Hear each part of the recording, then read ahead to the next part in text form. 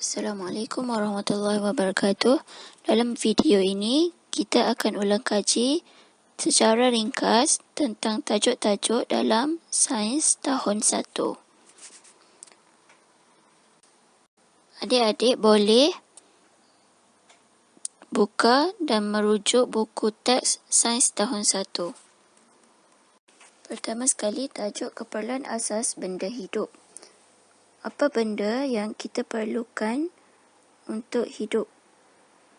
Kita sebagai manusia, kalau nak hidup, kita perlukan apa? Pertama sekali, kita perlu bernafas. Bernafas, kita memerlukan apa? Bernafas menggunakan apa? Udara. Udara pertama. Yang kedua, kita perlu makan. Jadi, kita memerlukan makanan. Yang ketiga, selain makan, apa yang kita perlukan? Minum. Jadi, minum, kita memerlukan air. Dan akhir sekali, kita memerlukan tempat tinggal, tempat perlindungan supaya kita boleh tidur. Kita boleh berlindung daripada apa-apa. Jadi, semuanya ada 4 perkara, 4 keperluan asas benda hidup.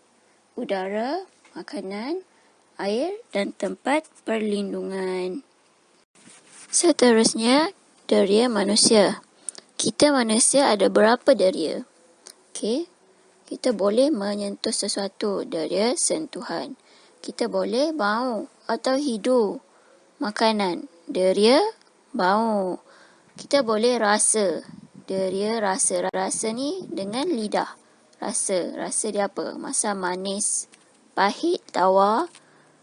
Lepas tu kita boleh dengar sesuatu, dengar lagu, dengar orang bercakap.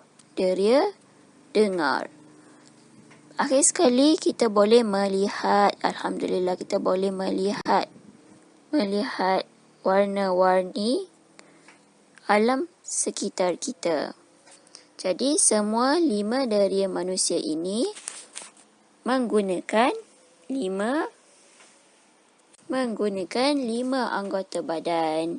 Okey, ada mulut untuk rasa, ada telinga untuk mendengar, kita ada mata untuk melihat dan kita ada tangan untuk merasa sentuhan untuk menyentuh. Akhir sekali kita ada hidung untuk menghidu atau bau sesuatu.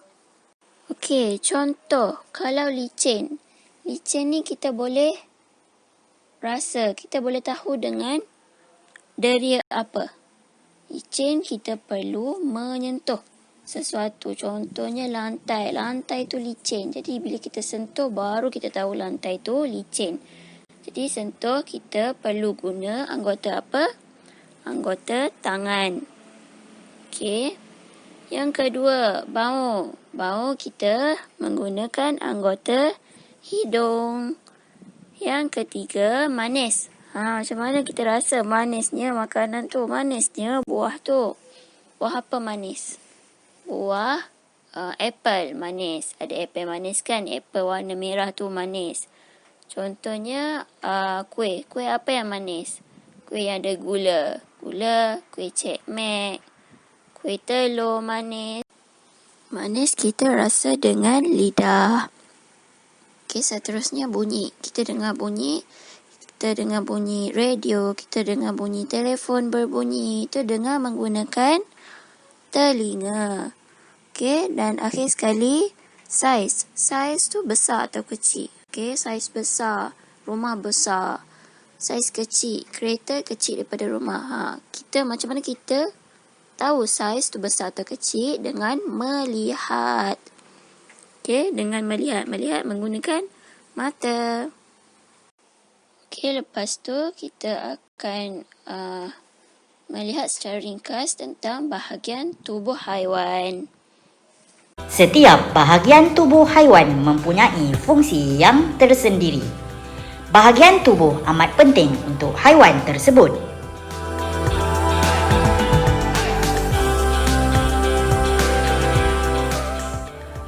buaya mempunyai kulit keras untuk mempertahankan dirinya.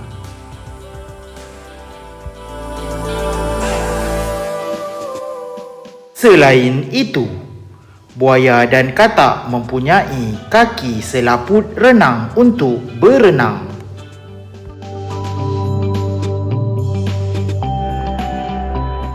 Buaya juga mempunyai ekor sama seperti ikan untuk membantunya memandu arah.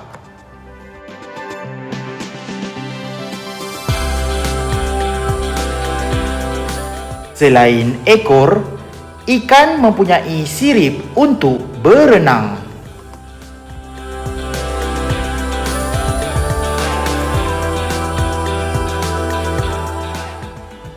Kambing mempunyai tanduk dan badak sumbu mempunyai sumbu.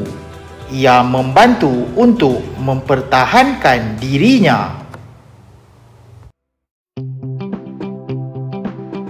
Akhir sekali, haiwan seperti rama-rama dan juga burung mempunyai kepak untuk membantunya terbang.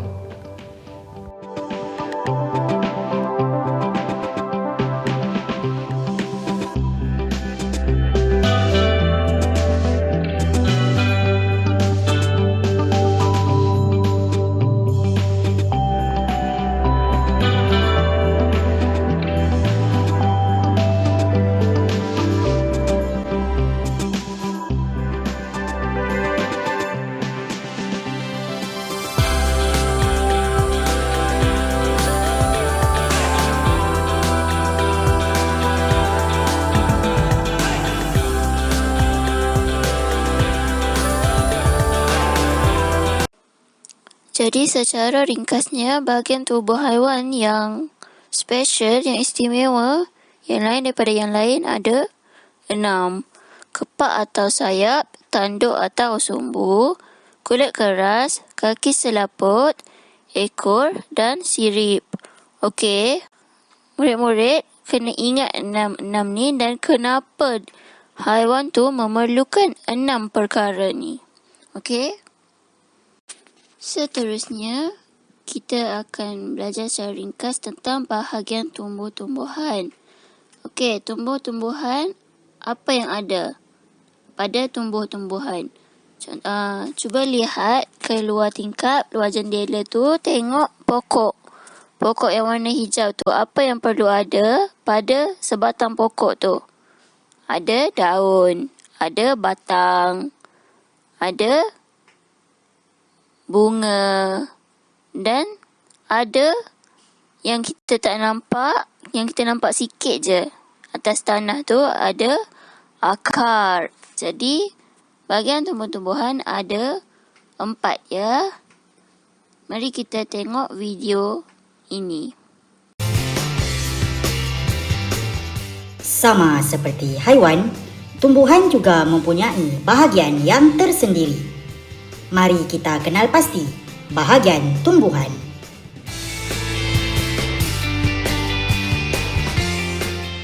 Terdapat 4 bahagian tumbuhan, iaitu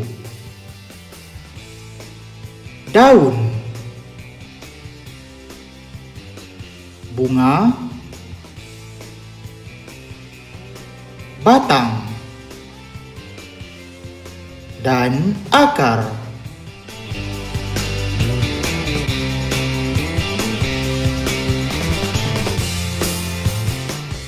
Walau bagaimanapun, setiap tumbuhan mempunyai ciri bahagian yang berbeza. Sekarang mari kita lihat apakah perbezaan tersebut.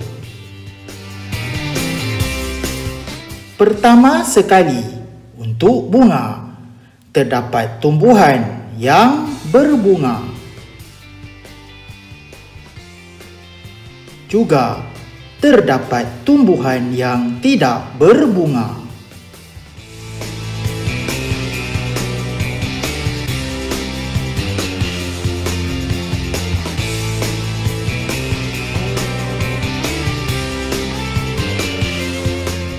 Kedua, mari kita lihat bahagian batang. Terdapat tumbuhan yang mempunyai batang berkayu.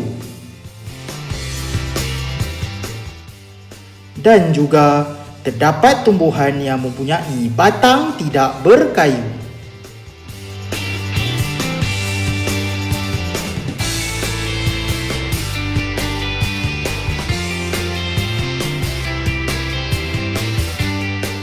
Seterusnya, untuk bahagian ketiga iaitu daun, kita akan lihat kepada urat daun. Terdapat urat daun selari.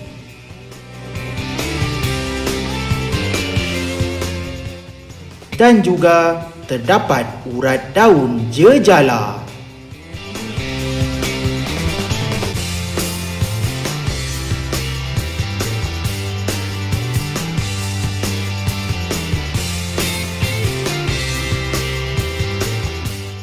Dan untuk bahagian terakhir iaitu akar, terdapat akar serabut dan juga akar tunjang.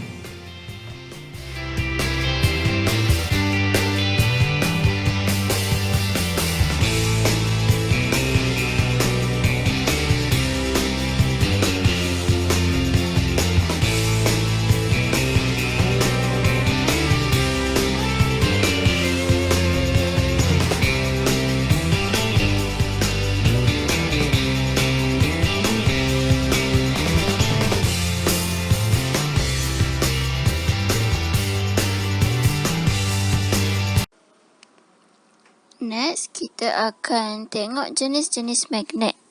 Magnet ada berapa jenis? Yang ni para pelajar kena ingat ya. Apa jenis magnet yang kita ada? Kita belajar pada tahun 1. Cuba buka buku teks. Dalam video seterusnya, kita akan lihat ciri-ciri magnet tu.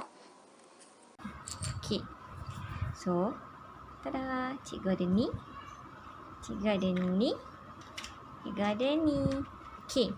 Macam tadi, dia bagi tahu bahawa magnet yang berlainan kutub akan menolak antara satu sama lain. Kita nak cuba buktikannya. Okey, kita boleh ambil ni lah. So, sebab ini, magnet bar dengan magnet U ni, kita boleh nampak kutub dia. Nampak tak? Ini south, ini north. Yang ini north, ini south. Magnet yang berlainan kutub akan menarik antara satu sama lain. So, kita tengok. Nampak tak? Dia menarik antara satu sama lain. Tapi, kalau magnet yang berlainan kutub, contoh yang ini, north dengan north, dia akan menolak antara satu sama lain. Tolak. Nampak tak? Dia menolak antara satu sama lain. Dia tak melekat pun. Tapi kalau dengan ni, dia melekat antara satu sama lain. Nampak? Melekat. So, kutub yang berlainan akan menarik antara satu sama lain. Kutub yang berlainan akan menolak antara satu sama lain. Nampak? Dia tolak. Tolak. Tolak. Okey. Sekarang. Nampak tak? Dekat depan cikgu ni ada apa? Ini adalah antara contoh bahan-bahan yang boleh ditarik oleh magnet. Contoh kat sini, cikgu ada paku, cikgu ada skru, lepas tu cikgu ada jarum peniti. Okey. So, kita nak tengok, kita ambil dua jenis contoh ni lah. Kita tengok antara dua jenis magnet ni, mana lagi kuat? Yang mana boleh tarik lagi banyak? Banyak apa? Banyak paku, ini. Okey, so kita cuba yang pertama dulu. Banyak. Cikgu ada berapa? 1, 2, 3. Banyak juga. Okey, so kita tengok yang ni pula.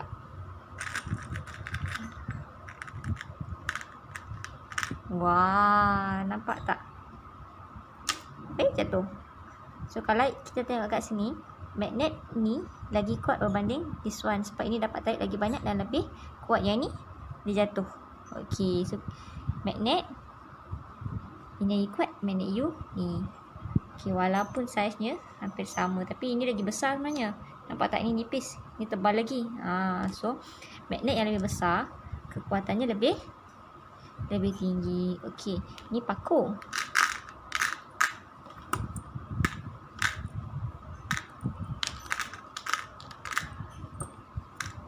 Okey, next ni cikgu ada ni skru. Okey, skru. Okey, tak, dia boleh tarik berapa banyak? Ada 6, ada 7. Okey, kalau yang ni pula, wah, nampak tak, sama juga. Yang ini boleh tarik lagi banyak daripada magnet bar ni. Okey, kemudian kita tengok yang ni pula. Wish, banyak. So sekarang ni kita boleh nampak antara dua magnet ni, magnet U ni lebih kuat berbanding daripada magnet bar ni, sebab magnet U boleh tarik lagi banyak paku, lagi banyak skru, lagi banyak jarum peniti ni. So lagi banyak yang dia boleh tarik, lagi kuat magnet tu. Okey, ouch, tercucuk, hati-hati you. Okey, itu saja hari ni kita nak belajar. Tapi ingat ya, magnet akan hilang kekuatannya kalau kita buat benda macam-macam kat dia. Contohnya kalau kita ketuk-ketuk macam ni, tak boleh. Nanti dia cepat hilang dia punya kekuatan magnet. Lagi satu, kalau kita panaskan dia pun sama juga, kekuatannya boleh berkurang. Okey, itu saja. Tajuk yang keenam yang kita akan belajar secara ringkas ialah objek yang menyerap dan juga objek yang tidak menyerap. Okey, kita boleh lihat sekeliling kita je. Cuba murid-murid lihat sekeliling. Apa objek yang menyerap dan apa objek yang tidak boleh menyerap. Menyerap apa? Menyerap air. Straw minuman boleh menyerap atau tak? Apa kegunaan dia? Kita nak minum air. Jadi kalau kita minum air, kalau objek tu menyerap, macam mana kita nak minum air tu? Air tu tak akan sampai kepada mulut kita, dalam mulut kita. Jadi straw adalah, okey, mop. Mop tu apa? Untuk apa? Mop lantai. Mop lantai dia perlu menyerap air atau tak? Okey, bila air tumpah, jadi kita guna mop lantai ni untuk mengemop supaya ia menyerap air. Sudu menyerap air atau tak? Kita guna sudu untuk kacau air. Bila kita buat air susu, air Milo, kita guna sudu untuk kacau air. Adakah sudu tu menyerap air? Yang kedua, yang keempat, sapu tangan. Sapu tangan, kita guna sapu tangan untuk mengelap mulut atau mengelap tangan yang terkena air. Jadi adakah sapu tangan ni menyerap air? Tadi sapu tangan ni pengelap tangan. Yang ni ada dekat dapur lah selalunya. Dekat dapur selalunya lepas kita basuh tangan, kita akan guna pengelap tangan untuk lap air. Jadinya ia menyerap air. Satu lagi, gelas kaca. Gelas kaca kita guna untuk letak minuman. Air lah, letak air. Kalau gelas ni menyerap air, kita air tu akan keluar daripada gelas tu. Jadi gelas ni dia tidak boleh menyerap air, supaya air tu duduk dalam gelas tu. Okey, tisu. Mesti semua pernah guna tisu kan? Tisu kita buat mengelak lah juga. Kalau atas meja makanan atau minuman tertumpah, kita guna tisu untuk lap air tu. Jadi ia perlu menyerap air.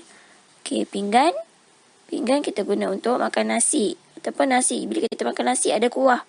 Ada kuah. Ataupun makan mi berkuah. Jadi pinggan ni tak boleh menyerap air. Yang ni last sekali, payung.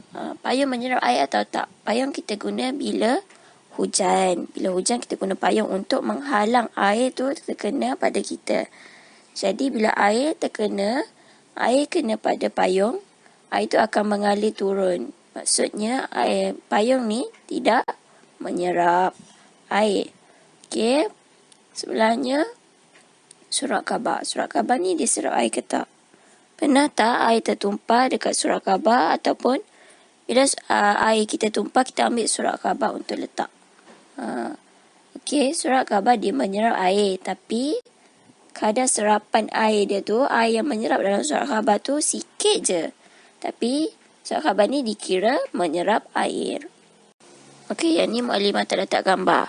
Mukadimah tulis je. Klip kertas, alas kaki, pemadam, kertas. Last sekali, berbola kapas.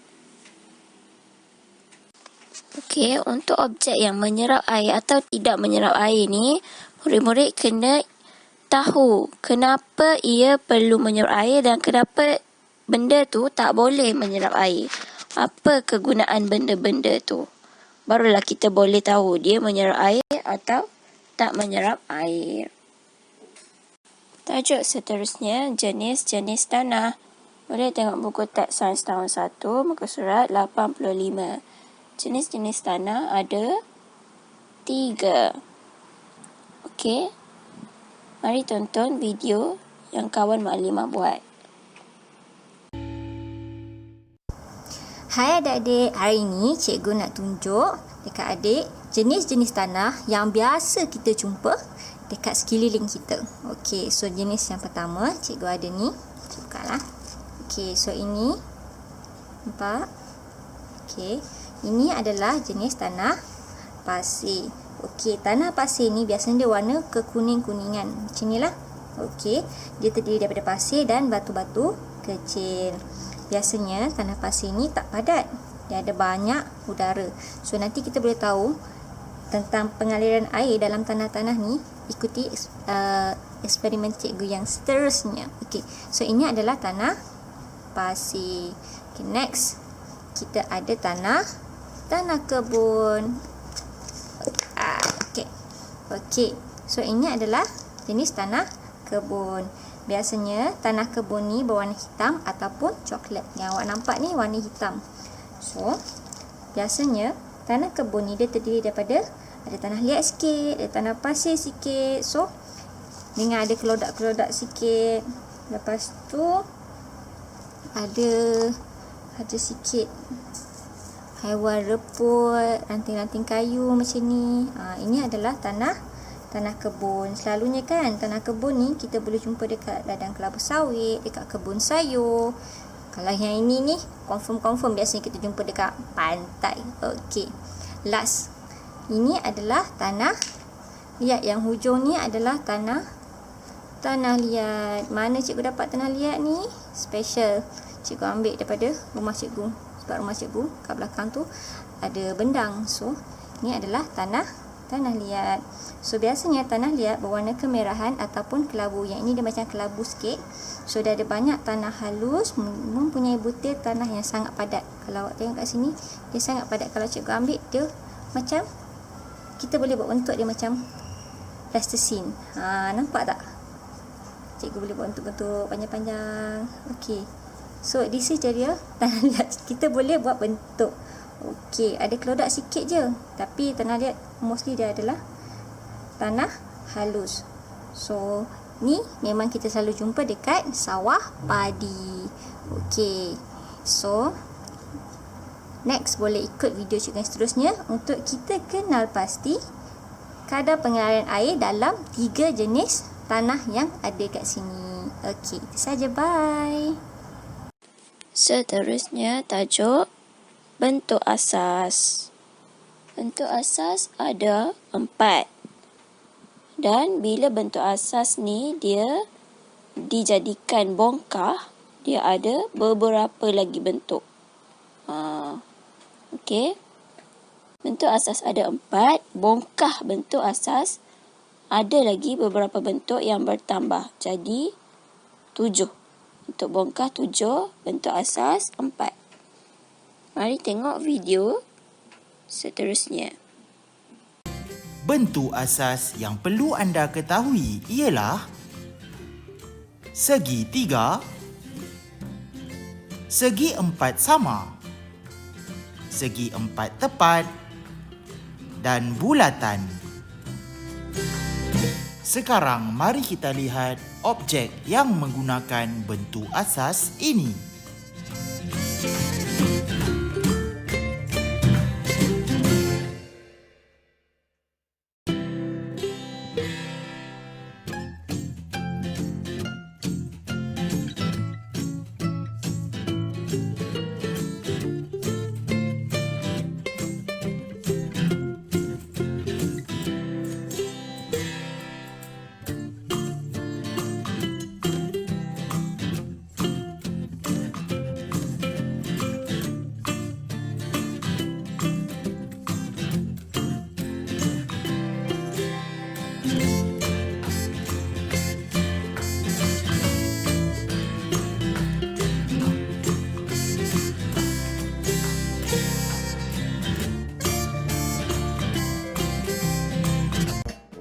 Terdapat 7 bongkah bentuk asas yang perlu anda ketahui, iaitu kubus, kuboid, piramid, prisma, kon, silinder, dan sfera. Mari kita lihat contoh-contoh objek yang menggunakan bongkah bentuk asas ini.